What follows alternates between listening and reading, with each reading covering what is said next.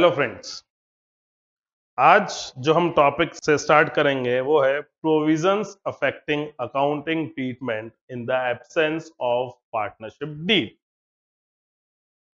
देखिए, हमने हमारी पिछली क्लास में पढ़ा कि पार्टनर्स जो हैं एक एग्रीमेंट में एंटर करते हैं और वही एग्रीमेंट उनके पार्टनरशिप का एक बेसिस रहता है। ये एग्रीमेंट ओरल भी होता है और रिटर्न भी हो सकता है, और रिटर्न होता है तो ये क्या कहलाता है? Partnership deed. ठीक है। क्या हमको डीड बनाना कंपलसरी है? नहीं, एसेंशियल नहीं होता है। हमने पिछली क्लास में देखा था कि डीड प्रिपेयर करना एसेंशियल नहीं होता है, राइट? तो अगर डीड नहीं बनाई है हमने, या हमने डीड बनाई है, राइट, पर हमने कुछ पॉइंट्स को उसके अंदर मेंशन नहीं किया है, हमने कुछ क्लॉजेस उसके अंदर मेंशन नहीं किए हैं, और पार्टनर्स के बीच में डिस्प्यूट हो जाता है उन पॉइंट्स को लेकर, तो उस केस में हमारा जो इंडियन पार्टनरशिप एक्ट है, इंडियन पार्टनरशिप एक्ट 1932, है ना, इसके प्रोविजंस जो है अप्लाई हो जाते हैं इन पॉइंट्स को लेके। ये हमारे को जो यहां पे जो पॉइंट्स दे रखे हैं, इन पॉइंट्स को लेके हमारे इंडियन पार्टनरशिप एक्ट 1932 के प्रोविजंस अप्लाई हो जाएंगे। दैट इज, इसका क्या मतलब हुआ? इसका ये मतलब हो गया कि इन पॉइंट्स का जो ट्रीटमेंट होगा, वो जो हमारे partnership act 1932, Indian partnership act 1932 के अंदर जो प्रोविजंस में लिखा हुआ है, हम इन पॉइंट्स का, है ना, इन मैटर्स को या इन पॉइंट्स को हम वैसे ट्रीट करेंगे, या इनकी जो अकाउंटिंग की जाएगी वो इसके हिसाब से, प्रोविजंस के, इंडियन पार्टनरशिप एक्ट 1932 के प्रोविजंस के हिसाब से की जाएगी, right? So provisions affecting accounting treatment in the absence of partnership deed, ये हमारा टॉपिक है जिसको हम स्टार्ट करते हैं। So in the absence of partnership deed, or where it is silent, it does not have a clause in respect of the following matters, the provisions of Indian Partnership Act 1932 apply, है ना? तो partnership deed नहीं है, या partnership deed silent है। Silent होने का मतलब क्या होता है? डीड है, पर ये जो पॉइंट है वो पॉइंट जो है मेंशन नहीं है ना? तो हमारे इंडियन पार्टनरशिप एक्ट 1932 के जो प्रोविजंस है वो एप्लीकेबल हो जाएंगे इन मैटर्स से रिलेटेड, राइट? वो क्या है, आइए एक एक करके हम समझते हैं। सबसे पहले शेयरिंग ऑफ प्रॉफिट और लॉस। एक बात समझिए इसको, दो पार्टनर्स ए और बी, इन्होंने डीड प्रिपेयर नहीं की और एग्रीमेंट में एंटर हो गए, या इन्होंने डीड प्रिपेयर की है पर इन्होंने उसके अंदर प्रॉफिट शेयरिंग के बारे में कोई पॉइंट मेंशन नहीं किया, तो डीड हमारी क्या हो गई? साइलेंट हो गई। अब प्रॉफिट कैसे डिस्ट्रीब्यूट करेंगे, ये पॉइंट ये आ गया, क्योंकि डीड नहीं है, ओरल एग्रीमेंट हुआ, दिया, डीड बनाई, पर इसको हमने मेंशन नहीं किया, प्रॉफिट शेयरिंग को मेंशन नहीं किया। अब समझिए इनमें आ गया डिस्प्यूट। अब डिस्प्यूट हो गया, क्या करेंगे? किसी बंदे के पास जाएंगे या कोर्ट में जाएंगे?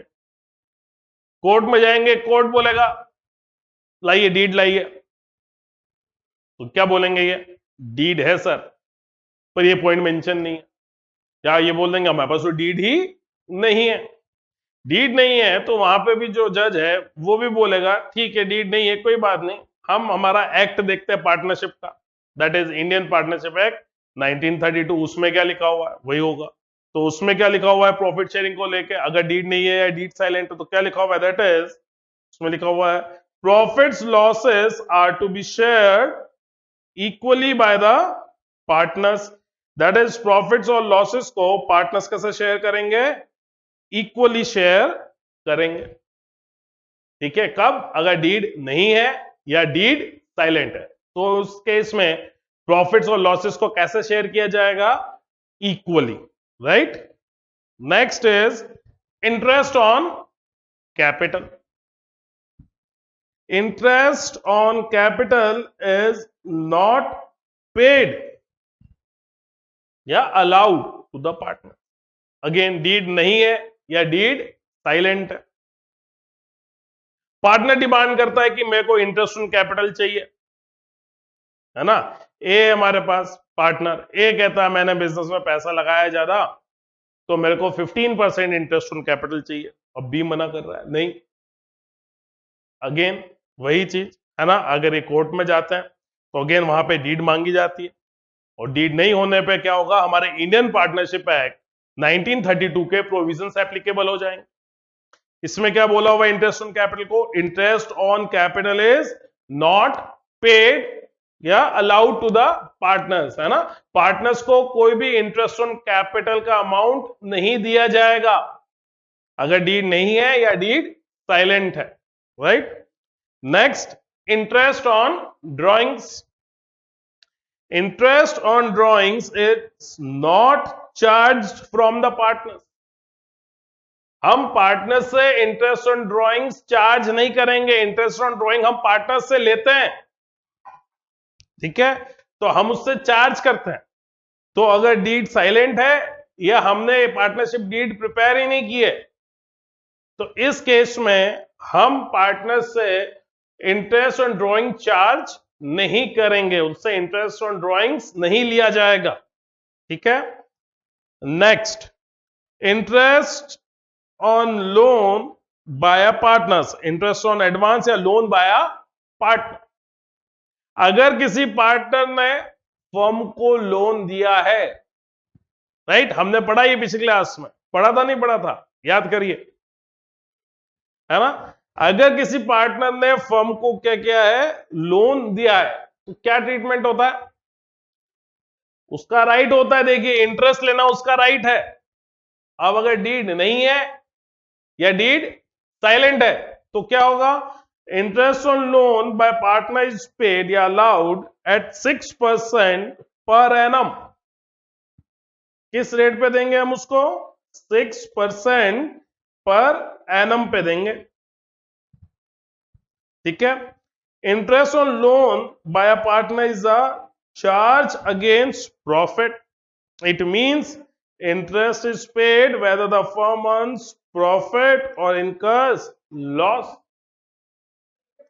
देखिए, इंटरेस्ट ऑन लोन, अगर पार्टनर ने फर्म को लोन दिया और रेट ऑफ इंटरेस्ट जो है पार्टनर्स में एग्रीड नहीं है, या हमने उसको पार्टनरशिप डीड में मेंशन नहीं किया है, या हमने डीड ही नहीं बनाई है, तो इस केस में हमारे इंडियन पार्टनरशिप एक्ट 1932 के प्रोविजंस एप्लीकेबल होते हैं.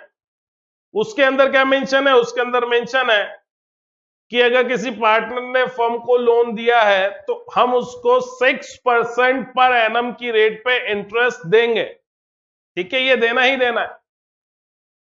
ये जो इंटरेस्ट ऑन लोन होता है ना, ये प्रॉफिट्स के अगेंस्ट में एक चार्ज है. प्रॉफिट्स के अगेंस्ट में चार्ज का मतलब क्या हो गया? मतलब ये एक प्रॉफिट एंड लॉस अकाउंट का एक आइटम है. और आपको ये बात पता है कि प्रॉफिट एंड लॉस अकाउंट के जो आइटम्स होते हैं उनको हम प्रोवाइड करते ही करते हैं उनके लिए, भले हमारे पास सफिशिएंट प्रॉफिट्स हो या नहीं हो. दैट इज, क्योंकि ये चार्ज अगेंस्ट प्रॉफिट्स है, तो भले ही पार्टनरशिप फर्म को लॉस हो रहा हो, तब भी हम पार्टनर को जो है इंटरेस्ट और लोन का अमाउंट जो है प्रोवाइड करेंगे ही करेंगे. क्यों? क्योंकि it's a charge against profits, ठीक है? तो अगर किसी पार्टनर ने फर्म को लोन दिया है और पार्टनर्स के बीच में डीड नहीं है या डीड साइलेंट है, तो हम कितने परसेंट से उसको इंटरेस्ट देंगे? उसके ऊपर हम देंगे 6% per annum. Per annum word important है, ठीक है? 6% पर एनम, पूरे साल का देंगे 6%. अगर पूरे साल का अमाउंट नहीं है तो जितने महीने के लिए उसने दिया है उतने महीने के लिए हम उसको इंटरेस्ट देंगे. और ये इंटरेस्ट का अमाउंट देना ही देना है, भले हमारे पास सफिशिएंट प्रॉफिट्स हो या नहीं हो. ऐसा क्यों? क्योंकि it's a charge against profits, ठीक है? क्लियर? चलिए next, remuneration to partner. Remuneration, that is remuneration, salary, commission etcetera is not paid या अलाउड टू एनी पार्टनर। अगर पार्टनरशिप डीड नहीं है या डीड साइलेंट है regarding the remuneration of a partner, in that case हम कोई remuneration जो है किसी पार्टनर को पे नहीं करेंगे। ठीक है, चलिए then admission of a partner. New partner cannot be admitted unless all the partners agree to it. तो अगेन, नए पार्टनर को हम बिजनेस में तब तक एडमिट नहीं कर सकते हैं जब तक सब पार्टनर्स एग्री नहीं करें। कब? अगर हमारे पास डीड नहीं है या डीड साइलेंट है। तो अगर हमको किसी पार्टनर को बिजनेस में एडमिट करना है तो इन दैट केस सब पार्टनर्स एग्री करने चाहिए, तभी नया पार्टनर जो है बिजनेस में एडमिट हो सकता है, वरना वो बिजनेस में एडमिट नहीं किया जा सकता है। ठीक है, तो ये जो हमने पॉइंट्स पढ़े ये किसके रिलेटेड है, ये कब काम आएंगे या कब अप्लाई होंगी ये चीजें? जब पार्टनरशिप डीड नहीं है या डीड साइलेंट है। साइलेंट का क्या मतलब है? डीड तो बनाई पर वो इनमें से इन पॉइंट्स को लेके उसके अंदर मेंशन नहीं है। तो उस केस में हमारे जो पार्टनरशिप के जो इंडियन पार्टनरशिप एक्ट के जो प्रोविजंस हैं वो एप्लीकेबल हो जाते हैं। राइट, ठीक है, तो एक बार वापस देखिएगा इनको। प्रॉफिट शेयरिंग लॉसेस या लॉसेस एंड प्रॉफिट शेयरिंग कैसे इक्वल रहेंगे? राइट, इंटरेस्ट ऑन कैपिटल नहीं देना है, इंटरेस्ट ऑन ड्रॉइंग्स नहीं लेना है, इंटरेस्ट ऑन एडवांस या लोन बाय अ पार्टनर, अगर पार्टनर ने फर्म को लोन दिया है तो हम उसको 6% पर एनम के हिसाब से इंटरेस्ट पे करेंगे, भले प्रॉफिट्स हो या नहीं हो। रेम्यूनरेशन टू पार्टनर्स, किसी पार्टनर को कोई रेम्यूनरेशन नहीं देंगे। और एडमिशन ऑफ अ पार्टनर्स, सब पार्टनर्स की कंसेंट होगी तभी हम पार्टनर्स नए पार्टनर को बिजनेस में एडमिट करेंगे। ये हमारे इंडियन पार्टनरशिप एक्ट 1932 के प्रोविजंस हैं और ये एप्लीकेबल होते हैं तब जब पार्टनरशिप डीड नहीं है या डीड साइलेंट। ठीक है, क्लियर सबको? चलिए नेक्स्ट टॉपिक देखते हैं हम, which is liabilities of partners. Liabilities partner की क्या रहती हैं? Subject to agreement among the partners. ये लायबिलिटीज कब रहेंगी? जब पार्टनर्स के बीच में एग्रीमेंट होता है तब। That if a partner carries on a business that is similar to that of the firm in competition with the firm and earns profit from it, the profit earned from such business shall be paid to the firm. देखिए ये लाइनें क्या कह रही हैं? अगर कोई partner कोई बिजनेस कैरी ऑन करता है अलग से, पार्टनरशिप फर्म तो कर रहे में है, वो पार्टनर है, पर वो कोई अलग से बिजनेस कैरी ऑन करता है और वो बिजनेस जो है फर्म के सिमिलर है या फर्म के कंपटीशन में है। ठीक है, जो पार्टनरशिप फर्म में उसका सिमिलर बिजनेस कैरी ऑन कर रहा है, उसके कंपटीशन में बिजनेस कैरी ऑन कर रहा है, तो उससे अगर उसको कोई भी प्रॉफिट्स हुए हैं तो वो प्रॉफिट्स उसको फर्म में देने होंगे। ये पार्टनर की liability. Then again second point, if a partner earns profit for himself from any transaction of the firm or from the use of firm's property or business connection, the profit so earned shall be paid to the firm. क्या कह रही है line? अगर कोई partner firm की property या firm का connections को यूज करके कोई प्रॉफिट कमाता है तो वो सारे जो प्रॉफिट्स हैं वो उसको फर्म को देने होंगे। अगर हम एग्जांपल देखें, a partner gets commission from the buyer of goods on goods sold by the firm, the commission so earned shall be paid to the firm. अगर कोई पार्टनर जो है वो किसी पर्सन से कमीशन चार्ज करता है। समझिए, हमारी फर्म है, कोई पार्टनरशिप फर्म है और वो गुड सेल करती है, और उनमें से एक पार्टनर ने क्या किया, जो गुड्स का बायर था उससे उसने कुछ कमीशन लिया कि भाई मैंने आपको गुड्स दिलवाए, सस्ते दिलवाए या जो भी है, मैंने आपको गुड्स दिलवाए, मेरे को इस पे कुछ ब्रोकरेज दीजिए, क्या कमीशन दीजिए, और उसने उस पर्सन से, बायर से कुछ कमीशन ले लिया। तो ये जो कमीशन है, ये कमीशन भी उसको क्या करना है, फर्म में डिपॉजिट करवाना पड़ेगा। ठीक है, ये पार्टनर्स की लायबिलिटीज रहती हैं। चलिए, ठीक है, समझ में आया आपको। अब हम हमारा नेक्स्ट टॉपिक, कुछ प्रोविजंस हैं और इंडियन पार्टनरशिप एक्ट 1932 के some other important provisions of Indian partnership act 1932 हम देखते हैं, है ना। हमारा थ्योरी का पार्ट ऑलमोस्ट ओवर होने वाला है। देखते हैं इसको प्रोविजंस क्या है। First, if all the partners agree, a minor may be admitted for the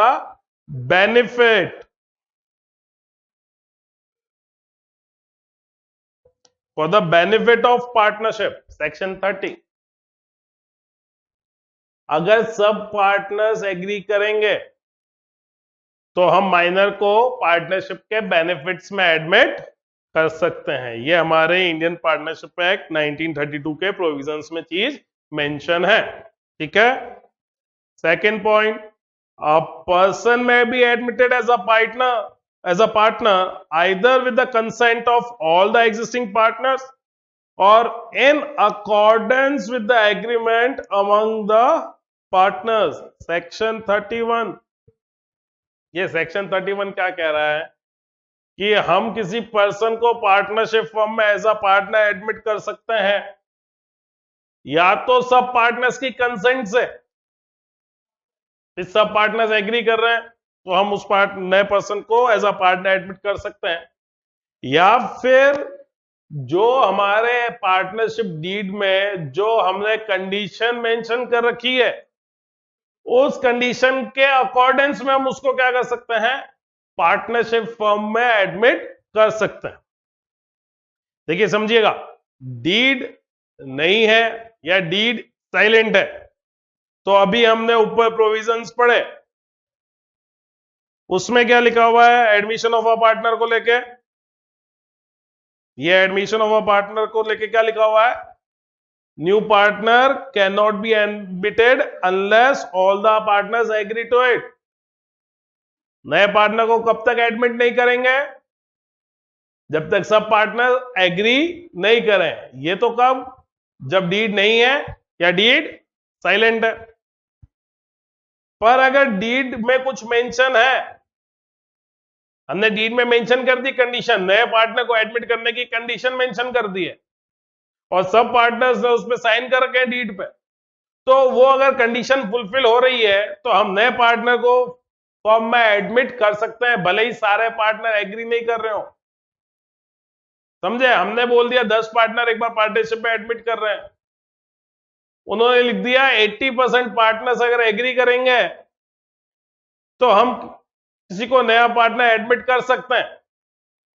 अब हमने ये कंडीशन मेंशन कर दी, नए पार्टनर को एडमिट करने की क्या कंडीशन क्या मेंशन कर दी है पार्टनरशिप डीड में, 80% पार्टनर्स एग्री करेंगे तो हम नए पार्टनर को एडमिट कर लेंगे। ठीक है, सब पार्टनर ने साइन कर दिए, डीड बन गई, एग्रीमेंट तैयार, बिल्कुल लीगल पेपर है।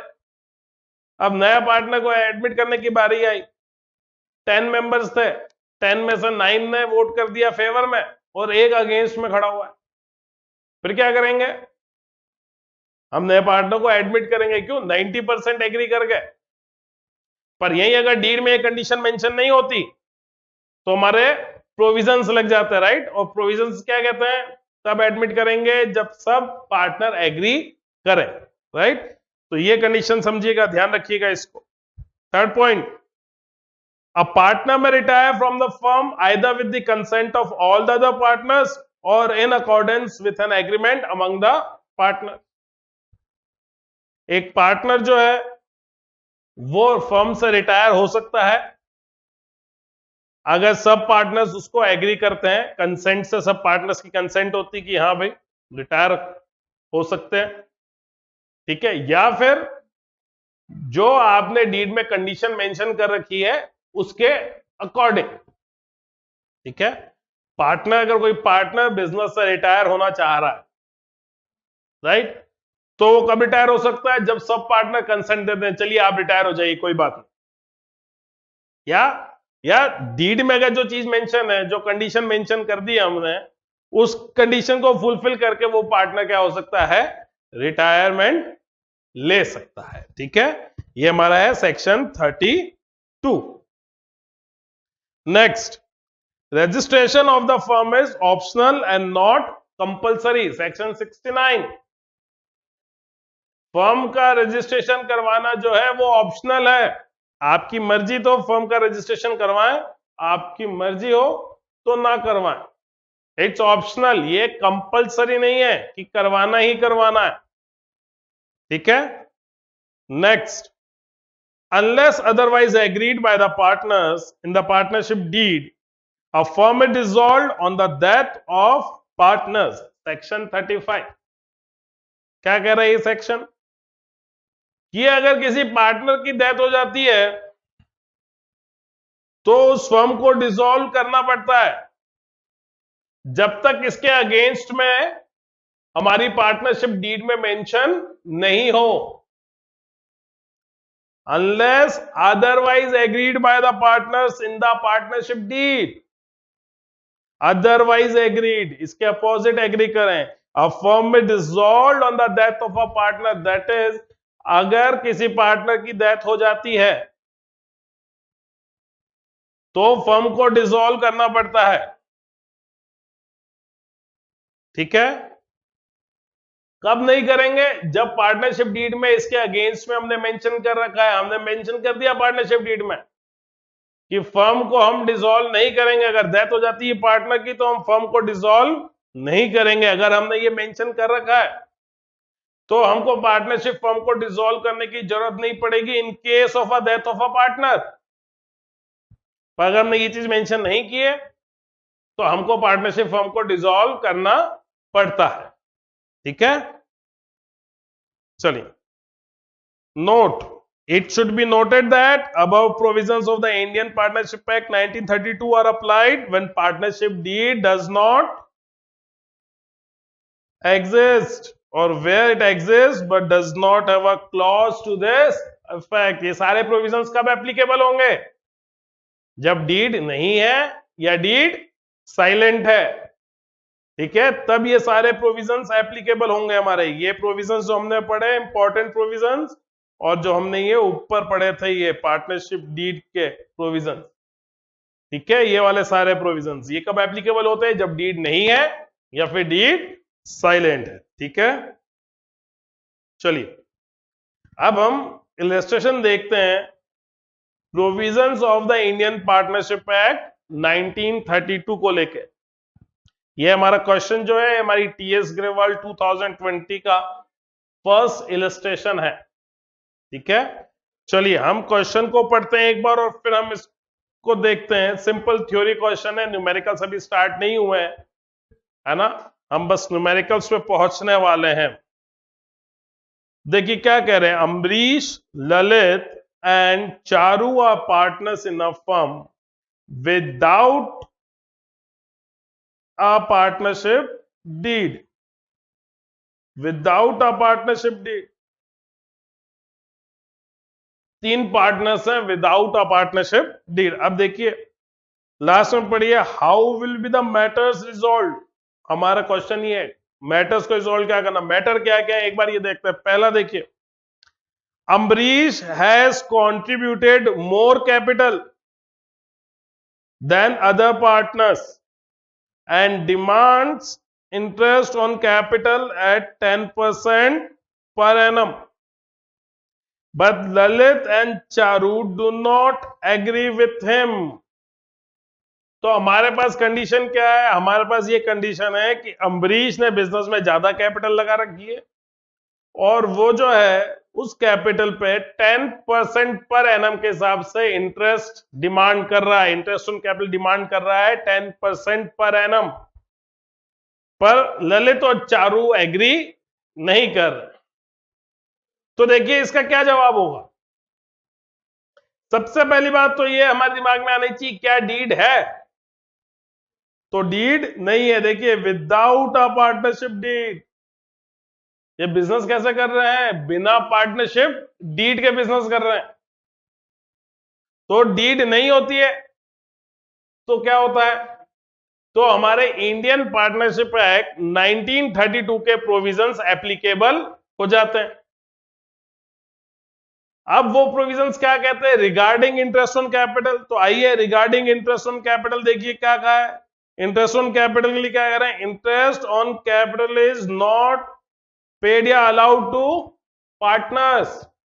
अगर डीड नहीं होती है तो हम पार्टनर्स को इंटरेस्ट ऑन कैपिटल नहीं देते हैं। तो हमारा ये जो क्वेश्चन है, इसका जो फर्स्ट पॉइंट है, इसका हम क्या आंसर लिखेंगे? हम बोलेंगे कि इसमें डीड मेंशन नहीं, डीड नहीं है, as there is no deed, no partnership deed. So, in the absence of partnership deed, the provisions of Indian Partnership Act 1932 shall apply. Or in accordance with that, interest on capital is not allowed to any partner. समझ में आया आपको?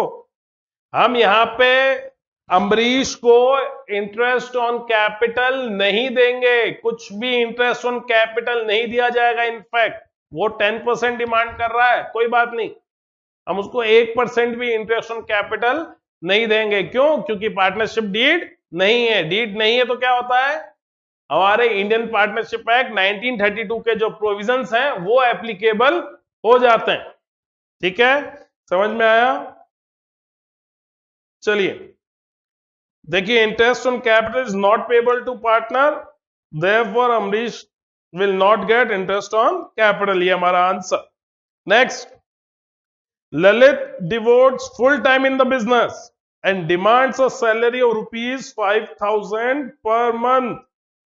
Salary demand कर रहा है 5,000 per month, but Amrish and Charu do not agree with him। Second point का देखिए क्या कह रहे हैं। ललित फुल टाइम जो है बिजनेस में एम्प्लॉयड है और वो कह रहा है मेरे को 5,000 पर मंथ की सैलरी मिलनी चाहिए, पर अमरीश और चारू इस बात को लेके एग्री नहीं है। तो हम इसको कैसे सॉल्व करेंगे? अगेन सबसे पहली चीज क्या? डीड नहीं है। तो डीड नहीं है तो इंडियन पार्टनरशिप एक्ट 1932 के प्रोविजंस एप्लीकेबल हो जाएंगे। तो उसमें क्या कह रखा है? सैलरी से रिलेटेड, रेम्यूनरेशन से रिलेटेड पार्टनर की, उसमें कह रखा है कि हम पार्टनर्स को कोई रेम्यूनरेशन नहीं देते हैं।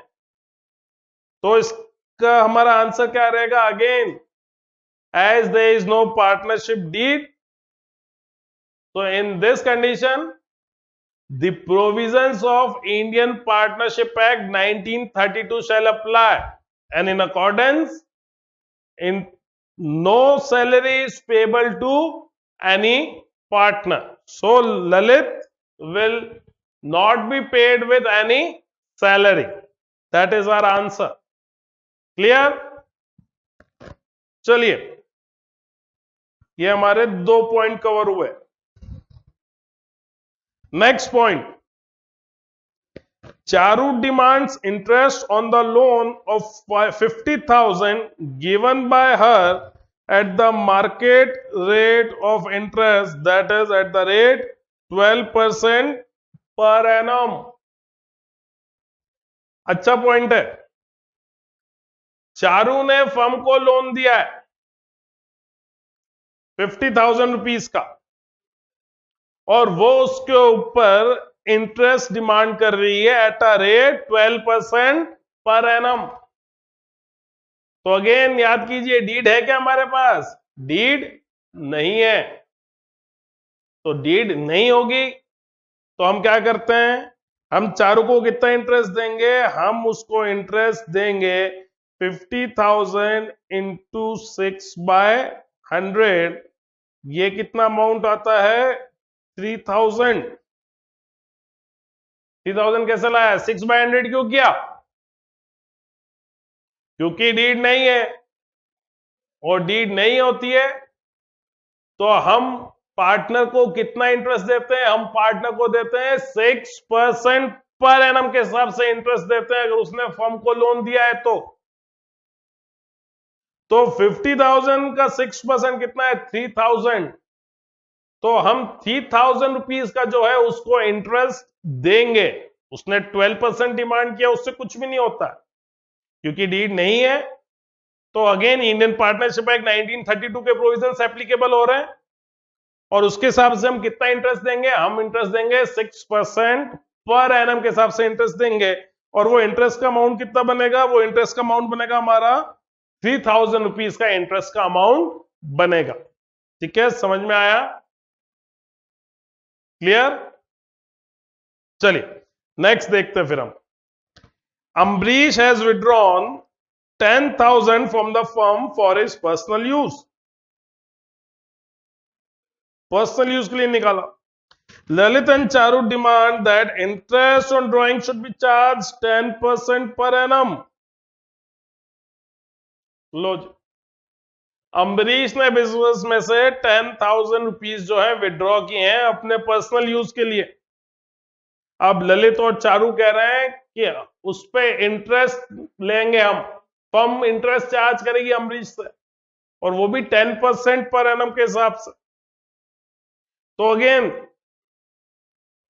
डीड है, हमारे पास डीड नहीं है। विदाउट अ पार्टनरशिप डीड, ये कर रहे हैं ना, विदाउट अ पार्टनरशिप डीड, तो डीड तो नहीं है। तो क्या होता है? अगेन हमारे जो है इंडियन पार्टनरशिप एक्ट 1932 के प्रोविजंस एप्लीकेबल होते हैं और इन दैट केस हम किसी पार्टनर से इंटरेस्ट ऑन ड्रॉइंग चार्ज नहीं करते, उससे इंटरेस्ट ऑन ड्रॉइंग्स हम नहीं लेते। तो यहां पे क्या हम अम्बरीश से इंटरेस्ट ऑन ड्रॉइंग्स लेंगे? नो, हम अम्बरीश से कोई इंटरेस्ट ऑन ड्रॉइंग्स चार्ज नहीं करेंगे। No interest on drawings will be charge from Ambarish. This will be our answer. ऐसा क्यों? क्योंकि पार्टनरशिप डीड नहीं है, तो इंडियन पार्टनरशिप एक्ट 1932 के प्रोविजंस एप्लीकेबल हो रहे हैं, राइट? चलिए ये पॉइंट भी हमारा हो गया। Next, before taking into account any of the above claims was 50,000 at the end of the first year of the business. Ambrish demands share of profits in the capital ratio. Ambarish demand कर रहा है कि इन profits को capital ratio में बांटें आप। देखिए ये point एक बार वापस पढ़ लीजिए, क्या कह रहा है पॉइंट? पॉइंट कह रहा है ऊपर वाले सब पॉइंट्स को कंसीडर करने से पहले उन पॉइंट्स को हमने कंसीडर नहीं किया है। ठीक है, हमारे पास कितने प्रॉफिट्स आए हैं? हमारे पास प्रॉफिट्स आए हैं 50,000 के। Before taking into account any of the above claim, ऊपर के कोई भी क्लेम्स को कंसीडर करने से पहले हमारे पास प्रॉफिट्स कितने हैं? 50,000। At the end of the first year of the business, Ambrish demands share of profits in the capital ratio. Ambrish कितना प्रॉफिट डिमांड कर रहा है? Ambrish कैपिटल रेशियो में जो है प्रॉफिट्स डिमांड कर रहा है। अच्छा, हमारे प्रॉफिट्स कितने हैं? हमारे पास प्रॉफिट्स हैं 50,000 के। अब हमारे जो ऊपर वाले पॉइंट्स है वो किस किस से रिलेटेड है? पहला पॉइंट क्या बोल रहा है? पहला पॉइंट बोल रहा है इंटरेस्ट ऑन कैपिटल। तो क्या हम पार्टनर्स को इंटरेस्ट ऑन कैपिटल देते हैं? नहीं देते हैं, तो देनी पड़ेगी? नहीं। दूसरा पॉइंट क्या बोल रहा है? सैलरी से रिलेटेड है, तो क्या पार्टनर को सैलरी देंगे? नहीं देंगे, डीड नहीं है, नहीं दी जाएगी। थर्ड पॉइंट देखिए किससे रिलेटेड है? Interest on loan. तो इंटरेस्ट ऑन लोन क्या देंगे? बिल्कुल देंगे। कितना देंगे? हमने किया, देखिए 3,000 रुपीज का दे रहे हैं हम इंटरेस्ट ऑन लोन। तो ये जो 3,000 का अमाउंट है ये तो हमको एज अ इंटरेस्ट पे करना ही पड़ता है, भले हमारे पास प्रॉफिट्स हो या ना हो, राइट? और फोर्थ पॉइंट किससे रिलेटेड है? Interest on drawings. क्या हम इंटरेस्ट ऑन ड्रॉइंग्स लेंगे उससे? नहीं लेंगे, डीड नहीं है, नहीं लेंगे इंटरेस्ट ऑन ड्रॉइंग। तो इन 4 पॉइंट में से 3 पॉइंट्स में तो कुछ नहीं करना, हाँ इंटरेस्ट ऑन लोन जरूर देना है। तो इन चारों पॉइंट को अभी तक हमने कंसीडर नहीं किया है। हमारे पास कितना अमाउंट आया है, प्रॉफिट कितना है, 50,000 क्या है। तो बात आई किसकी, यहां पे इंटरेस्ट ऑन लोन। तो इस 50,000 में से सबसे पहले हम इंटरेस्ट ऑन लोन का अमाउंट लेस करेंगे, और वो इंटरेस्ट ऑन लोन का अमाउंट कितना है हमारे पास, 3,000। तो हमारे पास प्रॉफिट्स कितने बचेंगे, 47,000 के, right. That is profits before interest on loan. ये हमारे पास कितने हैं, 50,000 के। हमारा इंटरेस्ट ऑन लोन का कितना अमाउंट है, इंटरेस्ट ऑन लोन का अमाउंट है हमारे पास 3,000। तो हमारे पास जो प्रॉफिट्स हैं वो कितने हैं, हमारे पास प्रॉफिट्स हैं 47,000 के। अब ये जो 47,000 के प्रॉफिट्स हैं ये हम डिस्ट्रीब्यूट करेंगे अमंग अम्बरीश, चारू एंड ललित। ये 47,000 के प्रॉफिट्स जो हैं इनमें डिस्ट्रीब्यूट होंगे। और इसको हम कैसे डिस्ट्रीब्यूट करेंगे, इसको हम डिस्ट्रीब्यूट करेंगे इक्वली। इक्वली क्यों डिस्ट्रीब्यूट करेंगे, क्योंकि डीड है ही नहीं, there is no partnership deed. तो पार्टनरशिप डीड नहीं होती है तो हम प्रॉफिट्स को कैसे शेयर करते हैं, हम प्रॉफिट्स को शेयर करते हैं इक्वली। ठीक है, ये हमारे पास देखिए पार्टनरशिप डीड के एब्सेंस में पहला पॉइंट हमने देखा था, sharing of profit losses. Profit losses are to be shared equally by the partners. हम इनको इक्वली शेयर करते हैं। तो हमारे पास कितने प्रॉफिट्स थे, हमारे पास 50,000 के प्रॉफिट्स थे इंटरेस्ट ऑन लोन देने से पहले। तो सबसे पहले हम क्या करेंगे, सबसे पहले हम इंटरेस्ट ऑन लोन देंगे।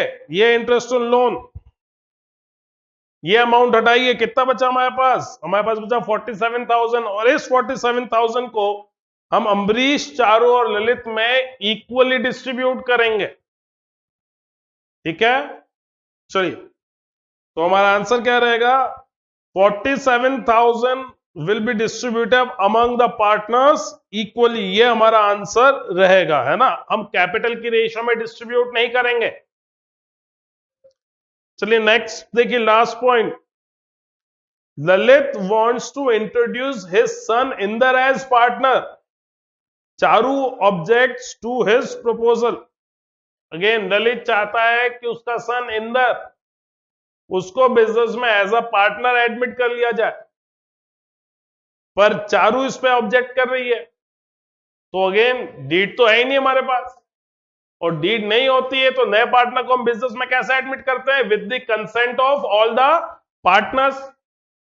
सब पार्टनर्स की कंसेंट चाहिए तब हम उसको एडमिट करेंगे।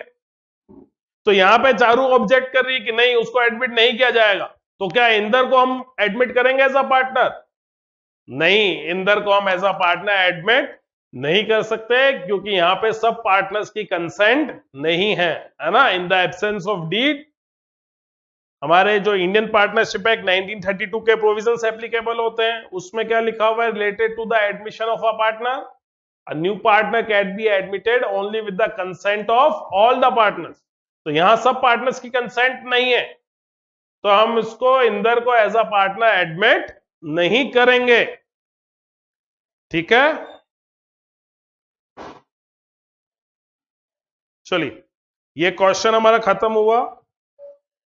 आपको समझ में आया सबको ये क्वेश्चन, किसी को प्रॉब्लम नहीं होनी चाहिए, सिंपल है, थ्योरी बेस ही है हमारा, इसमें कुछ ज्यादा नहीं है।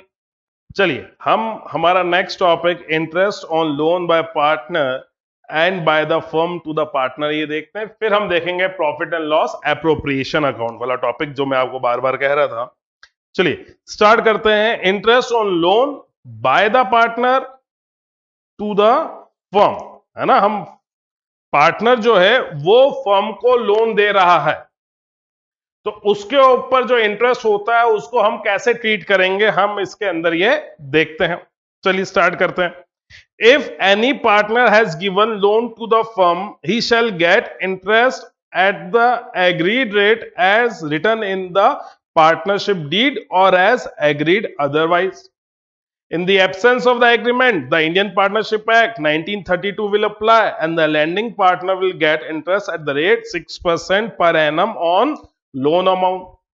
चलिए देखिए फ्रेंड्स, हमने जब राइट्स ऑफ अ पार्टनर्स पढ़े थे तो उसके अंदर हमने जाना था कि अगर कोई पार्टनर फर्म को लोन देता है तो उसको उसके ऊपर इंटरेस्ट मिलेगा ही मिलेगा। ये बात ध्यान रखिएगा वापस, क्योंकि हम इंटरेस्ट ऑन लोन के पॉइंट पे हैं। अगर पार्टनर ने फर्म को लोन दिया है तो उसको उस लोन के ऊपर इंटरेस्ट मिलना ही मिलना है। कितना मिलना है? जो रेट पार्टनर्स के बीच में एग्री हुई है या जो हमने पार्टनरशिप डीड में प्रोवाइड की है, उस रेट पे हम उसको इंटरेस्ट प्रोवाइड करेंगे, इंटरेस्ट देंगे। पर तब क्या, जब कोई एग्रीमेंट नहीं हुआ है या डीड में प्रोवाइडेड नहीं है, तो उस केस में हम उस पार्टनर को 6% per annum, per annum word important है, 6% पर एनम के हिसाब से हम क्या करेंगे, उसको इंटरेस्ट देंगे। और ये जो इंटरेस्ट दिया जाता है, right, it is a charge against profits. चीज को ध्यान रखिएगा, ठीक है ना। तो 6% पर एनम, साल का 6% पर एनम का मतलब क्या हो गया, पूरे साल का 6% देंगे, पूरे साल का अगर होगा तो। पर अगर पूरे साल लोन नहीं दिया है तो जितने टाइम पीरियड के लिए लोन दिया है उतने टाइम पीरियड के हिसाब से 6% जो है कैलकुलेट किया जाएगा, ठीक है। 6% पर एनम का ये मतलब हो गया। Next, nature of interest on loan by partner. Nature, interest on loan by partner is a charge against profits. क्या है ये? चार्ज अगेंस्ट प्रॉफिट्स है। It means that a partner will get interest on loan whether the firm earns profits or incurs loss. तो charge against profit है। Charge against profits का क्या मतलब हो गया? प्रोवाइड करना ही करना है, भले फर्म के पास सफिशिएंट प्रॉफिट हो या ना हो, हमको इंटरेस्ट ऑन लोन तो देना ही देना है। और कहां पे देते हैं आप इसको प्रोवाइड करते हैं, प्रॉफिट एंड लॉस अकाउंट में आता है, ठीक है। प्रॉफिट एंड लॉस अकाउंट में आएगा, राइट। चलिए अब हम इंटरेस्ट ऑन लोन की जो जर्नल एंट्रीज होती है वो देखते हैं क्या रहती हैं। देखिए journal entries, interest on loan जब हम प्रोवाइड करते हैं तो देखिए इंटरेस्ट ऑन लोन जो हम दे रहे हैं वो हमारे लिए क्या होता है, वो हमारे लिए होता है एक एक्सपेंस। और यहां पे हमारा एक्सपेंस क्या हो रहा है, बढ़ रहा है। और एक्सपेंस बढ़ता है तो उसको हम क्या करते हैं, अपनी बुक्स में डेबिट करते हैं। तो हमारी जो जर्नल एंट्री बन रही है, देखिए क्या आ रही है, interest on loan by partner account debit to loan by partner account. अब इस जर्नल एंट्री में देखिए, ये जर्नल एंट्री में इंटरेस्ट ऑन लोन को हमने डेबिट किया है। इसको डेबिट किया है क्यों? क्योंकि ये हमारे लिए क्या है, एक एक्सपेंस है। और ये एक्सपेंस जो है हमारा इंक्रीज हो रहा है, इसलिए हमने इसको बुक्स में क्या किया, डेबिट किया। Interest on loan by partner account, ये एक एक्सपेंस है, इसको हमने एक्सपेंस बताया। इंटरेस्ट जो हम दे रहे हैं, राइट, इंटरेस्ट को हम क्या कर रहे हैं, डेबिट कर रहे हैं, क्योंकि एक्सपेंस और बढ़ रहा है इसलिए हमने इसको क्या किया, डेबिट किया। और हम ये जो लोन बाय पार्टनर है जो कि हमारी एक लायबिलिटी है, इस लायबिलिटी को हम इंक्रीज कर रहे हैं, बढ़ा रहे हैं, इसलिए ये लोन बाय पार्टनर को हमने क्या किया है, क्रेडिट किया है। आपको समझ में आया? इंटरेस्ट ऑन लोन समझ में आया? ये एंट्री समझ में आई?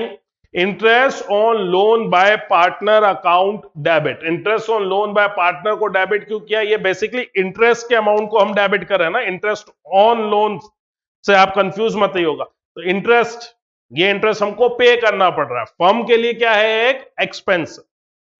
पार्टनर ने जो फर्म को लोन दिया है उस लोन पे हम उसको इंटरेस्ट पे कर रहे हैं, तो फर्म के लिए क्या हो गया, एक एक्सपेंस हुआ। एक्सपेंस बढ़ रहा है हमारे लिए तो हमने उसको क्या कर दिया, डेबिट कर दिया, क्योंकि एक्सपेंस बढ़ रहा है। और हम इसको, पार्टनर ने जो हमको लोन दिया है उस लोन अकाउंट में इसको ट्रांसफर कर रहे हैं। दैट इज हम ये लोन का अकाउंट क्या कर रहे हैं, इंक्रीज कर रहे हैं, तो हम हमारी इस लाइबिलिटी को बढ़ा रहे हैं। समझिए क्या, एक अगर आपको ये एंट्री अभी भी समझ में नहीं है तो छोटा सा एग्जांपल लेते हैं हम। एक ए ने हमको क्या कर दिया, ए ने हमको 1 लाख रुपीज का,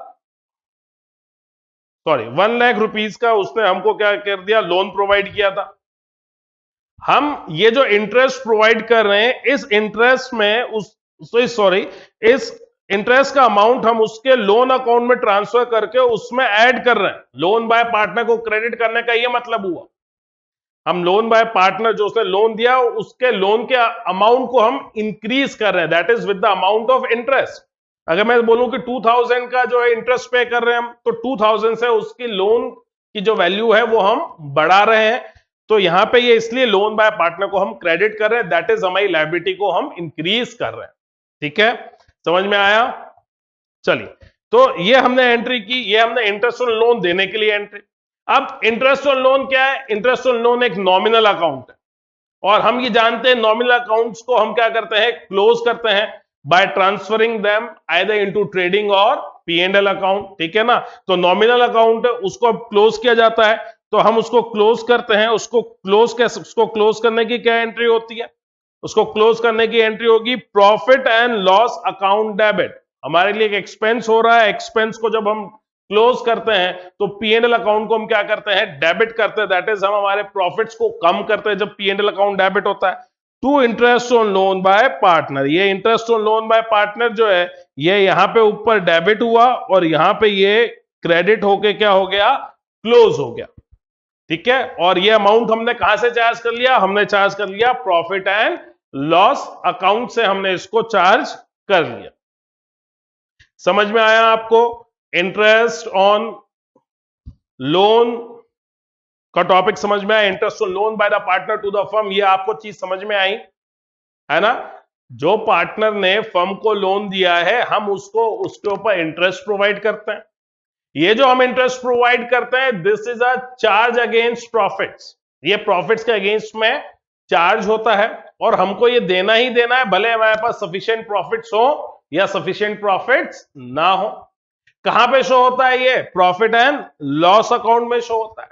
जर्नल एंट्रीज क्या रहती है इसकी? जर्नल एंट्रीज रहती है जब हम लोन के लिए प्रोवाइड करते हैं तो हम एंट्री करते हैं interest on loan by partner account debit to loan by partner. Interest on loan by partner एक एक्सपेंस हो गया, इस एक्सपेंस, ये एक्सपेंस बढ़ रहा है इसलिए डेबिट कर रहे हैं, और टू लोन बाय पार्टनर हम हमारे जो लोन का अमाउंट है उसको इंक्रीज कर रहे हैं, दैट इज हमें हमारी लायबिलिटी को इंक्रीज कर रहे हैं इसलिए हम इसको क्रेडिट करते हैं।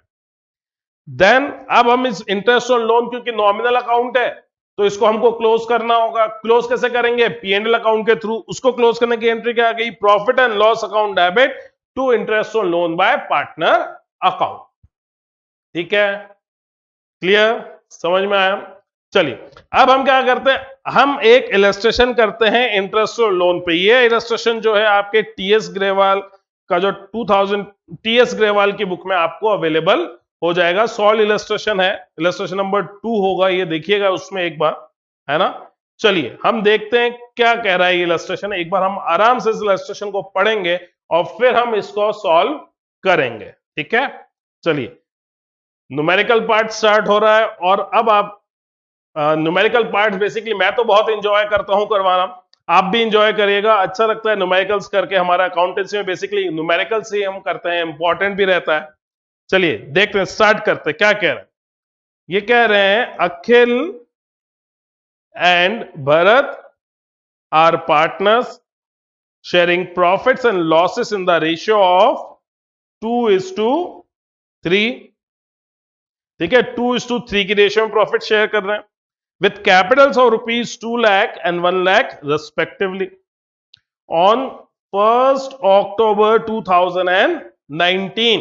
ठीक है, ये डेट आई हमारी। Akhil and Bharat gave a loan of rupees 4 lakh and 2 lakh respectively to the firm। ठीक है, there is no agreement as to the payment of interest on loan by partner। Determine the amount of profit or loss for the year ended 31st March 2020 in each of the following cases to be distributed between the partners. ठीक है, हमको क्या determine करना है? हमको amount of profit determine करना है, वो प्रॉफिट का अमाउंट जो हम पार्टनर्स के बीच में डिस्ट्रीब्यूट करेंगे। ठीक है, केस 1 में देखिए, if the profit before interest for the year amounted to rupees 25,000, हमारे पास प्रॉफिट्स कितने दे रखे हैं? 25,000 के प्रॉफिट्स दे रखे हैं। चलिए, हम सबसे पहले इस क्वेश्चन को जब स्टार्ट करेंगे या सॉल्व करना स्टार्ट करेंगे, तो हमको जो इसमें इंफॉर्मेशन दे रखी है, सबसे पहले हम वो इंफॉर्मेशन जो है लेते हैं, थोड़ा सा हम हमारी वर्किंग करते हैं स्टार्ट करने के लिए, है ना। चलिए, तो सबसे पहले आप इसमें देखिए, हमको बोला गया है इसमें अखिल और भरत दो पार्टनर्स है जिनका प्रॉफिट शेयरिंग रेशियो जो है वो क्या दे रखा है? हमको 2:3 दे रखा है। ठीक है, तो दो पार्टनर्स हुए हमारे पास, एक हुआ हमारे पास अखिल और एक हुआ हमारे पास भरत। ठीक है, चलो, तो हमारे पास पार्टनर कौन कौन है? अखिल और भरत। इनका जो प्रॉफिट शेयरिंग रेशियो था, इनका प्रॉफिट शेयरिंग रेशियो जो दे रखा है हमको, दैट इज 2:3। तो 2:3 प्रॉफिट शेयरिंग रेशियो। ठीक है, अब इन्होंने फर्म को लोन दिया और लोन देने की जो डेट है वो क्या है? वो है 1 अक्टूबर 2019 की डेट है। ठीक है, और कितना कितना लोन दिया? अखिल ने जो लोन दिया है वो दिया है, एक बार लोन का अमाउंट क्वेश्चन में देखिए कितना दे रखा है। Akhil and Bharat gave a loan of rupees 4 lakh and 2 lakh. तो अखिल ने जो लोन दिया है वो दिया है 4 लाख का,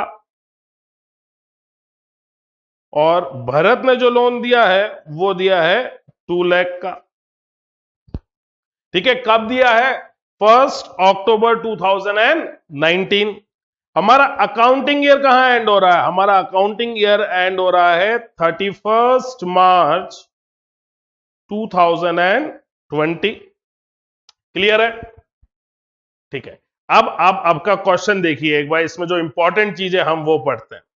देखिए, आपने क्वेश्चन पढ़ा, कहीं रेट ऑफ इंटरेस्ट बता रखी है? नहीं, हमको एक चीज दे रखी है, देखिएगा, there is no agreement as to payment of interest. इस क्वेश्चन में हमको ये चीज दे रखी है, क्या? There is no agreement as to payment of interest. Interest को लेके हमारे पास कोई एग्रीमेंट नहीं है। तो अब आप बताइए क्या होना चाहिए इस कंडीशन में? इस कंडीशन में देखिए, क्या हमको उसको इंटरेस्ट देना चाहिए कि नहीं देना चाहिए? पहली बात तो ये, तो हमको उसको इंटरेस्ट देना चाहिए या नहीं देना चाहिए? बताइए। देना चाहिए, बिल्कुल देना चाहिए। क्यों? क्योंकि पार्टनर का ये राइट होता है कि उसको इंटरेस्ट ऑन लोन मिलेगा ही मिलेगा। तो एक बात तो तय हुई, क्या? कि हमको उसको इंटरेस्ट ऑन लोन देना है, राइट। अब आते हैं हम रेट ऑफ इंटरेस्ट। क्या रेट ऑफ इंटरेस्ट के लिए कोई एग्रीमेंट हुआ? रेट ऑफ इंटरेस्ट के लिए कोई एग्रीमेंट नहीं हुआ। तो जब रेट ऑफ इंटरेस्ट के लिए कोई एग्रीमेंट नहीं होता है तो क्या होता है? तो इंडियन पार्टनरशिप एक्ट 1932 के प्रोविजंस एप्लीकेबल हो जाते हैं, और उसके अकॉर्डेंस में क्या होता है? उसके अकॉर्डेंस में हम 6% पर एनम, क्या रेट बोली मैंने आपको? मैंने रेट बोली है 6% पर एनम। हम जो इंटरेस्ट प्रोवाइड करेंगे 6% पर एनम के हिसाब से हम उनको इंटरेस्ट प्रोवाइड करेंगे। तो चलिए, हम इनका जो इंटरेस्ट का अमाउंट है पहले वर्किंग नोट में हम वो कैलकुलेट करते हैं, फिर हम क्वेश्चन को आगे देखेंगे हम कैसे सॉल्व करेंगे। ठीक है, चलिए, तो सबसे पहले देखिए, हमको इंटरेस्ट कैलकुलेट करना है 6% पर एनम। हम इंटरेस्ट का अमाउंट कैलकुलेट करते हैं, दैट इज, चलिए, calculation of interest on loan.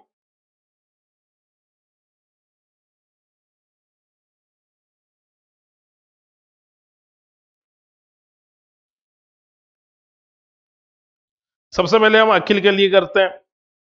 चलिए देखिए, अखिल ने कितना अमाउंट का लोन दिया है? अखिल ने लोन दिया है रुपीज 4 लाख का। हमको इसको कितना परसेंट इंटरेस्ट देना है? हमको देना है 6% पर एनम है। 6% नहीं है, पर एनम मीन्स साल का 6%। क्या इसने पूरे साल हमको लोन दिया? नहीं। इसने लोन कब दिया? इसने लोन दिया हमको 1 अक्टूबर को, ठीक है। और हमारा अकाउंटिंग ईयर कहां एंड हो रहा है? अकाउंटिंग ईयर एंड हो रहा है 31 मार्च को। तो हमको इस टाइम पीरियड के लिए इसको इंटरेस्ट जो है प्रोवाइड करना है। तो इस टाइम पीरियड का हम इंटरेस्ट देंगे। ये जो टाइम पीरियड आ रहा है, ये आ रहा है हमारे पास, कितना आ रहा है? ये आ रहा है 6 मंथ्स।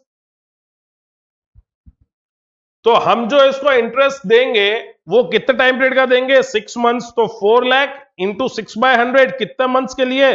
6 मंथ्स के लिए। तो हम क्या लिखेंगे इसको? अपॉन 6/12। ठीक है, समझ में आया? तो ये अमाउंट देखिए कितना आएगा? 4 6 हो जाएगा 24, 24 का हम आधा कर देंगे तो ये आ जाएगा कितना? 12,000। ठीक है, तो आखिर का जो इंटरेस्ट का अमाउंट बन रहा है, इंटरेस्ट ऑन लोन का जो अमाउंट बन रहा है वो कितना बन रहा है? 12,000। अब हम चलते हैं भरत के। भरत ने कितना लोन दिया है हमको? भरत ने लोन दिया है 2 लाख रुपीस का। तो इसका अमाउंट कैलकुलेट करते हैं हम। 2 लाख इंटू 6/100 अगेन 6/12, क्योंकि इसने भी कब दिया है लोन? 1 अक्टूबर को ही दिया है। तो इसका अमाउंट कितना बन जाएगा? दैट इज 2 लाख का 6%, तो कितना हो जाएगा? 12,000। उसका हाफ ले लेते हैं अपन। 12,000 का हाफ कितना हो जाएगा? 6,000। तो ये 12,000 और ये 6,000, ये टोटल अमाउंट जो इंटरेस्ट का बन रहा है लोन का, वो कितना बन रहा है? 18,000। समझ में आया? तो ये तो आ गया हमारा इंटरेस्ट का amount. Total amount of interest is 18,000। अब हम हमारे जो तीनों केस इस क्वेश्चन में दे रखे हैं, हम उन तीनों केस को एक एक करके आराम से सॉल्व कर लेंगे। आप क्वेश्चन पूछ क्या रहा है एक बार वो भी पढ़ लीजिए। क्वेश्चन ने जो पूछा है, डिमांड क्या है क्वेश्चन की? क्वेश्चन की डिमांड ये है, ये रहा, determine the amount of profit or loss for the year ended 31st March 2020 in each of the following cases to be distributed between the partners। हमको सिर्फ अमाउंट बताना है प्रॉफिट या लॉस का, जो हम पार्टनर्स में डिस्ट्रीब्यूट करेंगे। तो देखिए, अभी हमने इससे पहले जो टॉपिक पढ़ा था, क्या पढ़ा था? Difference between charge against profits and appropriation of profits. तो इंटरेस्ट ऑन लोन क्या है? चार्ज होता है प्रॉफिट्स के अगेंस्ट में। तो हम चार्ज देने के बाद जो प्रॉफिट बचता है वो पार्टनर्स में डिस्ट्रीब्यूट करते हैं। तो ये इंटरेस्ट ऑन लोन का अमाउंट क्या है? चार्ज है। तो इसको देने के बाद जो अमाउंट बचेगा वो पार्टनर्स में डिस्ट्रीब्यूट होगा। तो पहला केस देखते हैं हम। पहले केस में बोल रहे हैं, if the profit before interest for the year amounted ₹25,000। पहले केस में हमारे पास प्रॉफिट्स कितने हैं? इंटरेस्ट देने से पहले के प्रॉफिट्स कितने हैं? 25,000। आइए हम हमारा केस नंबर 1 देखते हैं। केस 1, ये हमारा सॉल्यूशन है, केस 1। तो हम स्टार्ट करते हैं। प्रॉफिट्स टू बी डिस्ट्रीब्यूटेड कैसे निकालेंगे? हम बोलेंगे profits before interest on loan minus interest on loan, profits to be distributed to partners basically, है ना? सो कैसे निकालेंगे आप? Profits before interest on loan minus interest on loan. Case 1, case 1 में हमारे पास कितने के प्रॉफिट्स हैं? हमारे पास प्रॉफिट्स हैं 25,000 के, राइट। इंटरेस्ट ऑन लोन कितना है? 18,000। तो हमारे पास कितना अमाउंट बच गया? हमारे पास बच गया 7,000। पहले केस में जो हमारे पास प्रॉफिट या लॉस अवेलेबल होगा, दैट इज जो प्रॉफिट अवेलेबल है वो कितना है? 7,000 रुपीज का प्रॉफिट्स अवेलेबल है to be distributed among the partners. ये क्या हो गया हमारा? Case number 1। ठीक है, आइए अब देखते हैं हम केस नंबर 2। हमारा केस नंबर 2 में कितना अमाउंट बोल रहे हैं? केस नंबर 2 बोल रहा है if profit before interest for the year amounted to ₹15,000। हमारे पास प्रॉफिट्स बिफोर इंटरेस्ट कितना है? प्रॉफिट्स बिफोर इंटरेस्ट है 15,000। चलिए तो हम केस 2 करते हैं। केस 2 में प्रॉफिट्स बिफोर इंटरेस्ट इज 15,000 और हमारा इंटरेस्ट ऑन लोन का अमाउंट कितना है? इंटरेस्ट ऑन लोन का अमाउंट कितना है हमारे पास? 18,000। तो हमारे पास क्या आ रहा है? ये 3,000 रुपीज का हमारे पास क्या आ रहा है? लॉस आ रहा है। इस लॉस को हम क्या करेंगे? पार्टनर्स के बीच में डिस्ट्रीब्यूट कर दें। ठीक है, सिंपल है। हमने वर्किंग की, हमारा इंटरेस्ट ऑन लोन का अमाउंट निकाला और हमने उसको हमारे पास जो profits before interest on loan थे उसमें से हमको क्या करना है? लेस करना है। सिंपल है ना। चलिए अब हम चलते हैं किस पे? केस नंबर 3 पे। केस 3 में देखिए, केस 3 में हमारे पास कितने प्रॉफिट्स अवेलेबल है देखिए एक बार। केस 3 में कह रहे हैं if the loss before interest for the year amounted to ₹25,000। हमारे पास 25,000 का क्या है? लॉस है। अब जो लॉस हो गया वो हमारे पास क्या हो गया? वो एक नेगेटिव आइटम हो गया। हमको प्रॉफिट्स और लॉस कैलकुलेट करने थे तो यहां पे हम ये लॉस ऑब्लिक प्रॉफिट्स लिख देते हैं, राइट। चलिए, सो केस 3 में हमारे पास लॉस है कितना? 25,000। तो लॉस हुआ हमारे पास 25,000। ये हमारे पास क्या हो गया? एक नेगेटिव फिगर हो गया लॉस। और हमको इसमें से इंटरेस्ट का अमाउंट माइनस करना है, वो भी क्या है हमारे लिए? एक नेगेटिव फिगर हो गया। तो ये दोनों बढ़ के हमारा नेगेटिव फिगर कितना जाएगा? This will B 43,000। ये हमारे पास लॉस आ जाएगा। ये हमारा जो है आंसर रहेगा। ठीक है, तो थर्ड केस में टोटल लॉस हमारे पास 25,000 का ऑलरेडी था, उसके साथ अब हमने 18,000 का और इंटरेस्ट का अमाउंट प्रोवाइड करना है। देखिए, इंटरेस्ट का अमाउंट प्रोवाइड करना ही करना है, भले हमारे पास प्रॉफिट्स हो या ना हो, हम इंटरेस्ट के लिए प्रोवाइड करते हैं क्योंकि ये क्या है? चार्ज है। तो 18,000 का हम इंटरेस्ट प्रोवाइड करेंगे तो हमारा जो लॉस पहले 25,000 का था वो लॉस अब बढ़ के 43,000 का हो जाएगा। ठीक है ना। तो यहां पे ये 43,000 का क्या आ गया? हमारा लॉस आ गया। ठीक है, समझ में आया? इलस्ट्रेशन समझ में आया आपको? क्वेश्चन कैसे करना है? सिंपल था, इंटरेस्ट ऑन लोन बताना है ना। हमने पहले सबसे पहले इंटरेस्ट ऑन लोन का अमाउंट कैलकुलेट कर दिया। ये इंटरेस्ट ऑन लोन का अमाउंट आया हमारे सामने। टोटल इंटरेस्ट ऑन लोन कितना बन रहा है? 18,000 का बन रहा है। अब इस 18,000 को हमने फर्स्ट केस में क्या किया? हमारे पास प्रॉफिट्स कितने थे? 25,000 के। 25,000 में से 18,000 लेस किए, हमारे पास 7,000 के प्रॉफिट्स बचेंगे, राइट। ये हमारे पास 7,000 के क्या है? ये हमारे पास हैं प्रॉफिट्स। सेकंड केस में हमारे पास 15,000 का प्रॉफिट था पर हमको इंटरेस्ट ऑन लोन कितना देना था? 18,000। तब भी हम प्रोवाइड करेंगे क्योंकि it's a charge against profits. तो हमारा अल्टीमेटली हमारे पास क्या आ जाएगा? 3,000 का लॉस आ जाएगा। थर्ड केस में हमारे पास ऑलरेडी लॉस था 25,000 का, हम और प्रोवाइड करेंगे 18,000 के लिए, तो टोटल लॉस जो हमारा बढ़ के कितना हो गया? 43,000 का लॉस हो गया। ठीक है, समझ में आया इलस्ट्रेशन सबको? क्वेश्चन कर लेंगे आप। चलिए अब हम चलते हैं वापस हमारे नेक्स्ट टॉपिक पे, या इसी टॉपिक का जो सेकंड पार्ट है, that is interest on loan by the firm to a partner. जब फर्म ने पार्टनर को लोन दिया है, यहां लोन कौन दे रहा है? फर्म दे रही है। किसको दे रही है? पार्टनर को लोन दे रही है। तो इस केस में क्या होगा? आइए देखते हैं। A firm may give loan to a partner. It will charge interest on the loan given at the rate agreed among the partners. If the partnership does not provide for charging interest on loan given or agreement to charge interest does not exist, interest is not charged on the loan given. तो देखिए, जब कोई firm किसी partner को loan देती है तो उस पे वो जो रेट पार्टनर्स के बीच में एग्री हुई है उस रेट से वो पार्टनर जो है फर्म को इंटरेस्ट देगा। यहां इंटरेस्ट कौन देगा? यहां पार्टनर जो है वो फर्म को इंटरेस्ट देगा,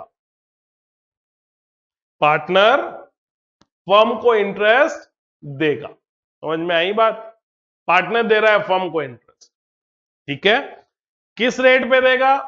जो रेट पार्टनर्स के बीच में एग्री हुई है या जो पार्टनरशिप डीड में प्रोवाइडेड है, उस रेट पे क्या करेगा? पार्टनर फर्म को इंटरेस्ट पे करेगा on the loan provided by the firm to the partner. पर अगर पार्टनरशिप डीड में इंटरेस्ट को लेके कोई एग्रीमेंट नहीं है, देखिए दोनों में फर्क समझेगा। यहां पे लोन किसने दिया है? फर्म ने दिया है। फर्म ने किसको दिया है? पार्टनर को दिया है। और यहां पे पार्टनरशिप डीड में कोई एग्रीमेंट नहीं है, तो इंटरेस्ट जो है चार्ज नहीं किया जाएगा।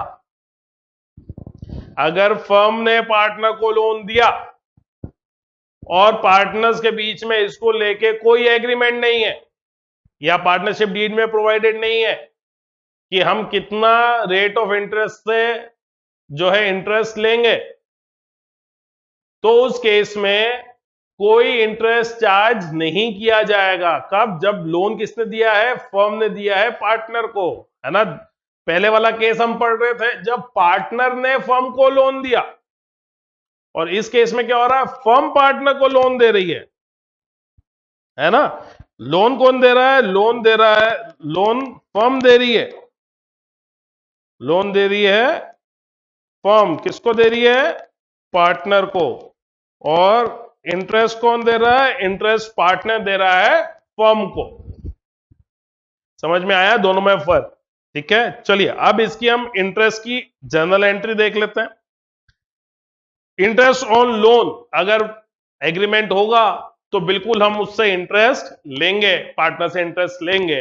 तो उसको लेने की क्या एंट्री होती है? उसको लेने की एंट्री होती है पार्टनर्स कैपिटल या current account debit to interest on loan to partner. देखिए इंटरेस्ट ऑन लोन जो हम ले रहे हैं पार्टनर से ले रहे हैं, तो ये अमाउंट हम उसकी कैपिटल में से चार्ज कर लेते हैं, या कैपिटल में से या करंट अकाउंट से। ये डिपेंड करेगा कि कौन से मेथड से हम जो है हमारी कैपिटल्स को मेंटेन कर रहे हैं, ठीक है ना। हम ये आगे जाके पढ़ेंगे अभी, ठीक है। अभी के लिए आप सिर्फ ध्यान रखिए आइदर फ्रॉम कैपिटल अकाउंट और फ्रॉम करंट अकाउंट, ये ध्यान रखिएगा। तो इसको पार्टनर की कैपिटल या करंट अकाउंट को डेबिट क्यों कर रहे हैं? क्योंकि हम ये अमाउंट इससे चार्ज कर रहे हैं, हम उसकी कैपिटल क्या कर रहे हैं? उसकी कैपिटल कम कर रहे हैं, ठीक है। हम कैपिटल को क्या कर रहे हैं? कम कर रहे हैं पार्टनर की, क्योंकि हमको उससे इंटरेस्ट लेना था। तो हम ये तो नहीं कि कैश में ले रहे, तो हम क्या कर देंगे? उसकी कैपिटल से चार्ज करेंगे। कैपिटल से चार्ज करते तो कैपिटल कम होती है, और कैपिटल जब कम होती है ना, जब कैपिटल डिक्रीज होती है तो हम उसको क्या कर देते हैं? हम उसको करते हैं डेबिट। तो हमारी एंट्री आई पार्टनर्स कैपिटल या current account debit to interest on loan to partner. ये जो interest on loan to partner है, ये क्या है? ये फर्म के लिए एक रेवेन्यू है। ये फर्म को इंटरेस्ट मिल रहा है। इंटरेस्ट कौन ले रहा है? फर्म ले रही है। किससे ले रही है? पार्टनर से। पार्टनर से इंटरेस्ट ले रही है फर्म, तो फर्म के लिए क्या हो गई? रेवेन्यू। और जब रेवेन्यू बढ़ती है तो हम उसको क्या करते हैं? क्रेडिट करते हैं, बिल्कुल, है ना। तो हमारी जब एंट्री क्या बन गई? Partners capital oblique current account debit to interest on loan to partner account, है ना। पार्टनर की कैपिटल को डेबिट क्यों किया? क्योंकि कैपिटल कम हो रही है। और इंटरेस्ट ऑन लोन फर्म के लिए क्या है? एक इनकम है, रेवेन्यू है, उसको हम इसलिए क्या कर रहे हैं? क्रेडिट कर रहे हैं। अब इसको हमने जो क्रेडिट किया है, इसको हम क्या करेंगे? वापस क्लोज करेंगे। बीइंग अ नॉमिनल अकाउंट इसको क्लोज किया जाएगा। और क्लोज कहां से करेंगे हम? प्रॉफिट एंड लॉस अकाउंट से। तो ये जो इंटरेस्ट ऑन लोन था, ये पहले क्या हुआ? इसको हमने किया था क्रेडिट। इसको क्लोज कैसे करेंगे? इसको क्लोज करेंगे हम डेबिट करके। तो हम इसको डेबिट कर रहे हैं। Interest on loan to partner account debit हुआ ये to profit and loss account. हम प्रॉफिट एंड लॉस अकाउंट को क्रेडिट कर रहे हैं। Profit and loss account credit हो रहा है तो हमारे प्रॉफिट्स बढ़ रहे होते हैं, ठीक है ना। आपको पता है ये चीज हमने 11th में पढ़ रखी है। तो ये इसको क्लोज करने की एंट्री आ गई, ठीक है। समझ में आया? कोई प्रॉब्लम? समझ में आया? क्लियर? हमने आज एक न्यूमेरिकल भी किया है ना। न्यूमेरिकल मेरे को लगता है आपको सबको समझ में आया होगा। इंटरेस्ट ऑन लोन जो होता है by a partner to a firm, that is a charge against profits and has to be provided whether the firm has sufficient profits और नॉट, है ना। प्रोवाइड करना ही करना है, भले सफिशिएंट प्रॉफिट हो या ना हो। कहां प्रोवाइड करेंगे? प्रॉफिट एंड लॉस अकाउंट में प्रोवाइड करेंगे, ठीक है ना। चलिए, अब इसके बाद जो नया टॉपिक आता है, वो नया टॉपिक क्या है हमारे पास? वो है distribution of profits among partners, that is profit and loss appropriation account. ये हम हमारा नेक्स्ट टॉपिक देखेंगे, ठीक है। चलिए, हम हमारा जो नेक्स्ट टॉपिक है which is charge against profits and appropriation of profits, ये स्टार्ट करते हैं। देखिए, payment made or due to a partner may be a charge against profits or an appropriation of profit. Charge against profits means that is an expense for the firm and is paid whether the firm earns profit, firm earns profit or incurs loss, right? On the other hand, appropriation of profits means that they are allowed if the firm earns profit during the year. चलिए, हम इसको समझते हैं कि charge against profits क्या होता है और एप्रोप्रिएशन ऑफ प्रॉफिट्स क्या होता है ना। एक बार हम इसको आराम से समझते हैं। देखिए, क्लास 11th में आपने फाइनल अकाउंट्स बनाने सीखे। आपने उसके अंदर बनाया था profit and loss account, trading and profit and loss account आपने उसके अंदर प्रिपेयर किया था, राइट। ये बनाते हैं हम प्रॉफिट एंड लॉस अकाउंट।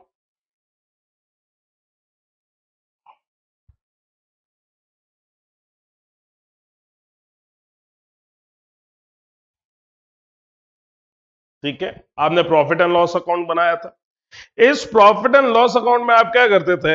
आप डेबिट साइड में आपके सारे जो भी एक्सपेंसेस होते थे, राइट, उनको लिख देते थे, और क्रेडिट साइड में जो भी हमारे पास हमारी रेवेन्यूज होती थी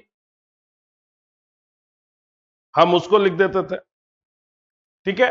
और इन दोनों का जो डिफरेंस होता था, दैट इज, अगर हमारे पास अगर रेवेन्यूज ज्यादा होती थी, ये रेवेन्यूज है ना, अगर ये ज्यादा होती थी तो हमारे पास क्या आता था? हमारे पास इस तरफ डेबिट साइड में हमारे पास आ जाता था प्रॉफिट। और इन केस अगर हमारे एक्सपेंसेस ज्यादा होते तो हमारा क्रेडिट साइड में क्या आता? लॉस। तो समझिएगा, यहां पे इस पीएनएल अकाउंट के अंदर, इस पीएनएल अकाउंट के अंदर ये जो भी आइटम्स डेबिट साइड में आते हैं, ये हमारे एक्सपेंसेस जो हैं, these are charges against profit. These are charge against profit. ये हमारे प्रॉफिट्स के अगेंस्ट में चार्ज होते हैं और हमको इनके लिए प्रोवाइड करना ही पड़ता है, भले हमारे पास प्रॉफिट्स हो या ना हो। देखिए, हमारे पीएनएल अकाउंट में हमने देखा हमारे पास लॉस भी तो आता था।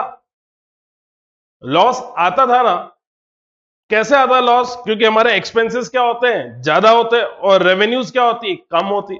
फिर भी हम जो हमारे एक्सपेंसेस हैं उनके लिए प्रोवाइड करते, भले हमारे पास रेवेन्यूज होती या नहीं होती, हम एक्सपेंसेस के लिए तो प्रोवाइड करते ही थे। तो ये हमारे पास क्या आ जाता था यहां पे? लॉस।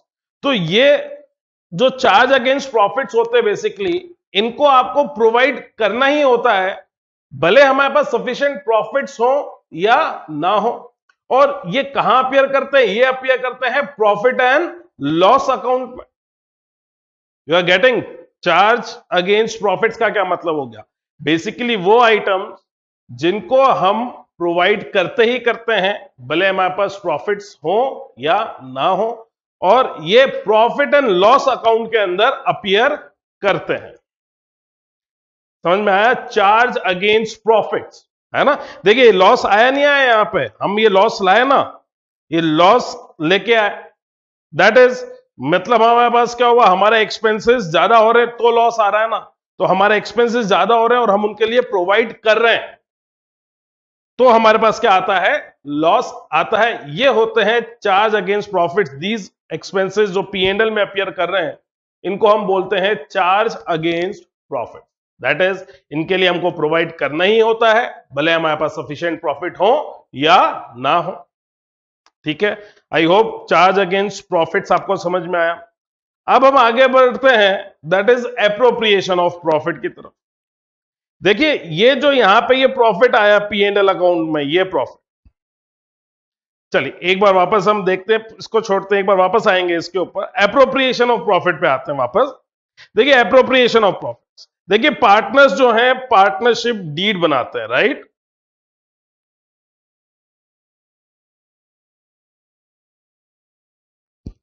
इस डीड के अंदर वो अपने प्रॉफिट्स को डिस्ट्रीब्यूट करने के लिए डिफरेंट क्लॉजेस रख सकते हैं, डिफरेंट आइटम्स हो सकते हैं, like interest on capital, salary, हमने देखा है इनके प्रोविजन रखा जा सकता है पार्टनरशिप डीड में, कमीशन, है ना। तो ये जो आइटम्स होते हैं, जो हम पार्टनरशिप डीड में जो पार्टनर्स इंक्लूड करते हैं, ये आइटम्स कहलाते हैं हमारे एप्रोप्रिएशंस। ये क्या कहलाते हैं, एप्रोप्रिएशन। एप्रोप्रिएशन का मतलब क्या हो गया, बांटना। तो ये interest on capital, salary, commission, ये हम पार्टनर्स को कब देंगे, जब हमारे पास प्रॉफिट होंगे तब देंगे, और प्रॉफिट्स नहीं होंगे तो हम उनको नहीं देते हैं।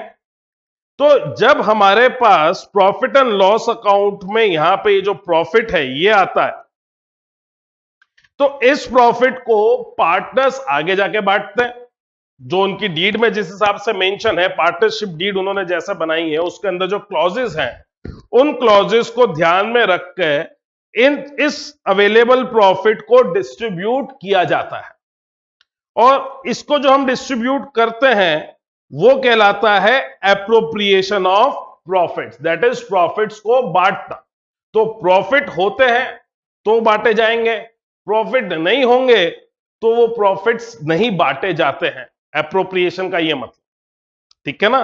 तो ये जो प्रॉफिट्स आए, इन प्रॉफिट्स को जब हम बांटते हैं तो ये कहलाता है एप्रोप्रिएशन ऑफ प्रॉफिट्स। ठीक है, तो चार्ज अगेंस्ट प्रॉफिट्स और एप्रोप्रिएशन ऑफ प्रॉफिट्स, दो टर्म हो गए, आपको समझ में आए होंगे।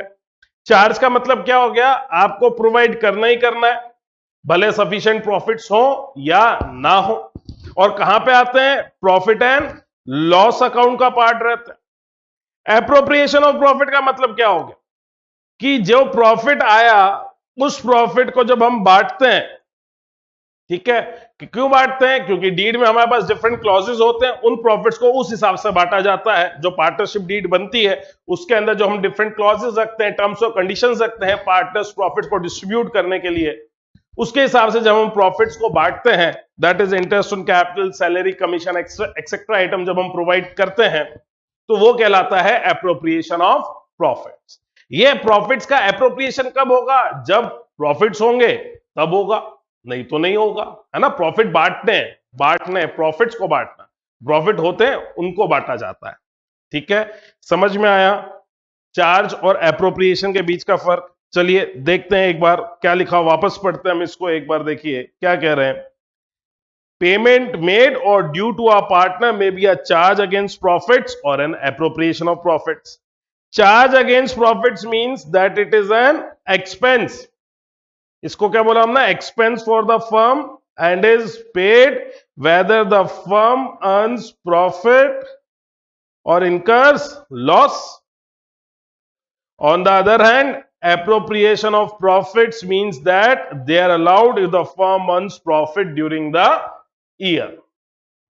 ठीक है, then interest on loan by partner, rent payable to a partner and manager's commission etc. are charged against profit and are payable whether the firm earns profit or incurs loss.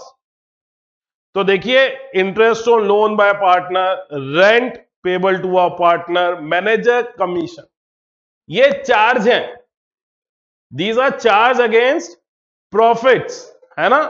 और इनको हम कब पे करेंगे?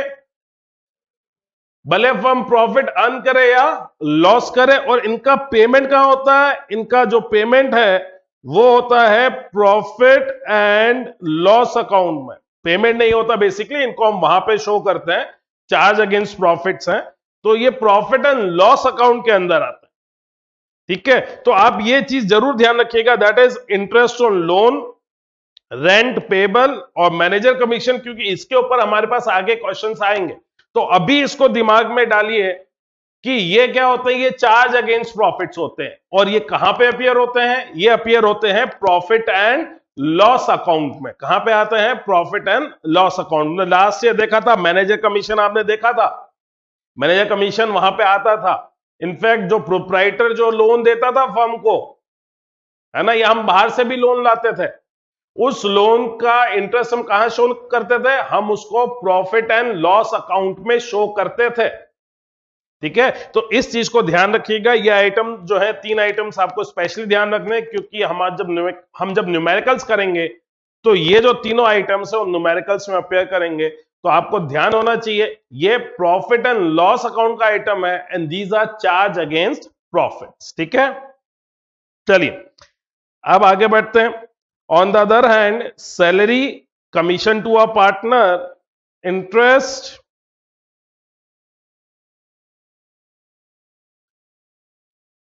हाँ, salary, commission to a partner, interest on capital and transfer of profit to reserves are appropriation. है ना, जो हम पार्टनर को salary, commission, interest on capital देते हैं, है ना, या रिजर्व में पैसा जो ट्रांसफर करते हैं, ये क्या होते हैं? एप्रोप्रिएशन।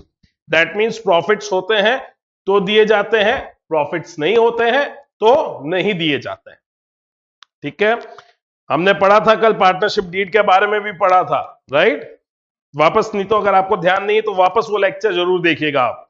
चलिए अब हम आगे बढ़ते हैं। नेक्स्ट देखते हैं हम difference between charge against profits and appropriation of profit. चलिए, नेचर, चार्ज अगेंस्ट प्रॉफिट्स का नेचर क्या है? It is an expense and hence deducted from revenues to determine net profit or loss for the year. तो देखिए nature, हमने क्या बोला? It's a charge against profit. क्या है ये? प्रॉफिट्स के अगेंस्ट में एक चार्ज होता है, राइट? और इसको हम कहां पे शो करते हैं? इसको हम बताते हैं टू डिटरमाइन द प्रॉफिट और लॉस। प्रॉफिट और लॉस कैलकुलेट करने के लिए हम इसको जो है, it's a charge against profits, और प्रॉफिट और लॉस कैलकुलेट करते वक्त इसको हम प्रोवाइड करते हैं। ठीक है ना, प्रॉफिट एंड लॉस को कैलकुलेट करने के लिए हम इसको प्रोवाइड करते हैं, राइट? तो ये प्रॉफिट और ये जो लॉस आ रहा है, तो यहां पे कैसे आता है? जब हम प्रॉफिट्स के अगेंस्ट में ये जो चार्जेस को जो है प्रोवाइड किया जाता है, दैट इज रेवेन्यूज के अगेंस्ट में हम इसको प्रोवाइड करते हैं। ये हमने देखा P&L अकाउंट में आया, राइट? चलिए अब एप्रोप्रिएशन देखिए। It means distribution of net profit for the year among partners under different heads as per partnership deed.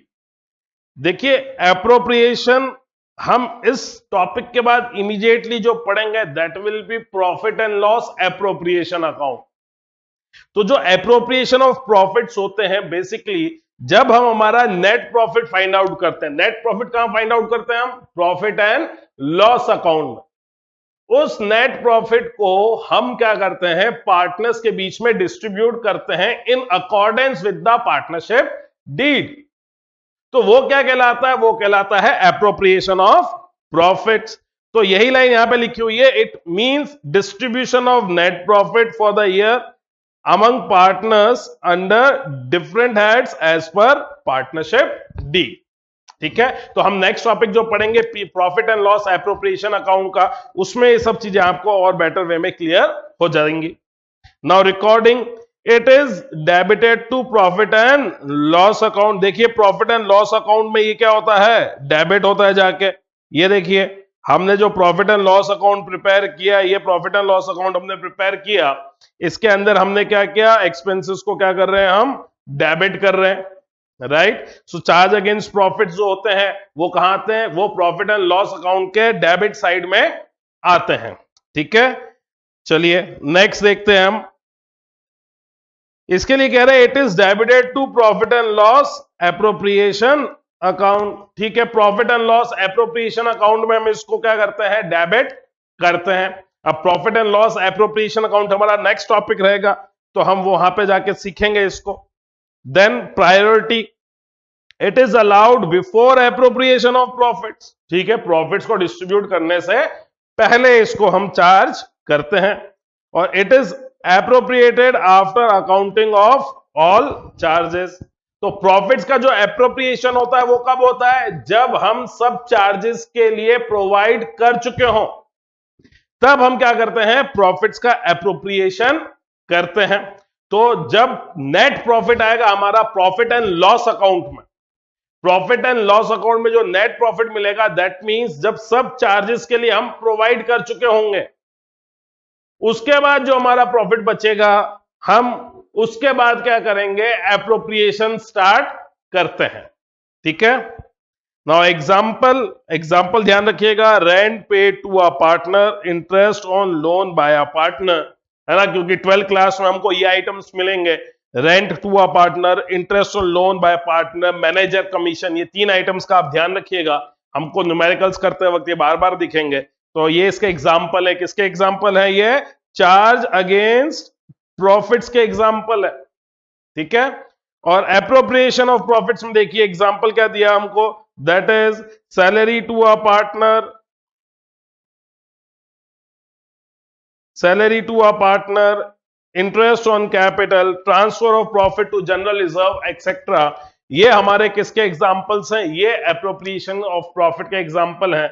और यही जो हमारा टॉपिक है एप्रोप्रिएशन ऑफ प्रॉफिट, हम ये नेक्स्ट टॉपिक रहेगा, उसमें हम ये सब चीजें जो है एक बार एप्रोप्रिएशन वापस देखेंगे। अभी के लिए आपको समझ में आना चाहिए कि चार्ज अगेंस्ट प्रॉफिट्स क्या होते हैं। चार्ज अगेंस्ट प्रॉफिट्स वो आइटम्स होते हैं जिनके लिए हमको प्रोवाइड करना ही होता है, भले हमारे पास प्रॉफिट्स हो या ना हो, आपको उनके लिए प्रोवाइड करना ही करना है, भले सफिशिएंट प्रॉफिट्स हैं या नहीं है। और ये कहां पे शो होते हैं, ये प्रॉफिट एंड लॉस अकाउंट में शो होते हैं, वही प्रॉफिट एंड लॉस अकाउंट जो आपने 11th क्लास में बनाना सीखा था।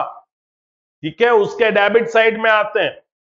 और एप्रोप्रिएशन ऑफ प्रॉफिट्स क्या होते हैं, एक बार जो नेट प्रॉफिट आया, उसके बाद हम जब प्रॉफिट्स को पार्टनरशिप डीड के अकॉर्डेंस में डिस्ट्रीब्यूट करते हैं, तो उस डिस्ट्रीब्यूशन ऑफ प्रॉफिट्स को कहा जाता है एप्रोप्रिएशन ऑफ प्रॉफिट्स, प्रॉफिट्स को बांटना। ठीक है, तो प्रॉफिट्स होते हैं तो प्रॉफिट्स को बांटा जाता है। समझ में आया? चलिए अब हम हमारे नेक्स्ट टॉपिक की तरफ मूव करेंगे।